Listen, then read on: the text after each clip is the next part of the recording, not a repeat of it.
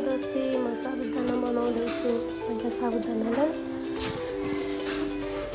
वास गर्ने,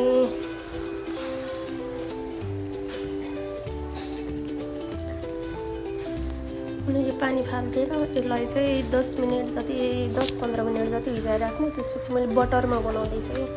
बटर हालेँ, त्यसपछि साबुदाना भिजाएर राखेको साबुदाना हालेँ, अनि यसलाई एकदम मजाले चलाइराख्ने। डढ्न चाहिँ दिनु हुँदैन है, यसरी चलाइराख्ने। यो बेलामा डढ्न दिएन भने पछि चाहिँ डढ्दैन, मिठो हुन्छ खानालाई पनि। चलाइराख्ने यत्तिको फुलिन्छ क्या, अझै चलाइराख्ने। अनि दुध हालिदिने, त्यसपछि यसलाई मिक्स गर्ने। अनि यो साबुदाना पकाउँदा सबैजनाले भन्नुहुन्छ कि किन टाँसिन्छ भनेर, तर यसलाई चलाइराख्नुपर्छ। अनि बटर या घी जे छ त्यसमा बनाउने, त्यो बनाउँदा मिठो पनि हुन्छ।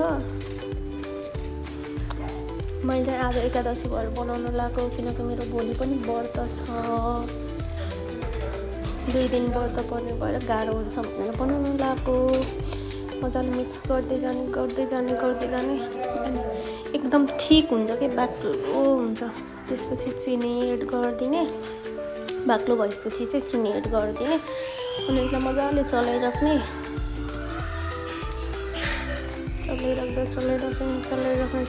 अब चाहिँ हाम्रो साबुदाना रेडी हुन लाग्यो।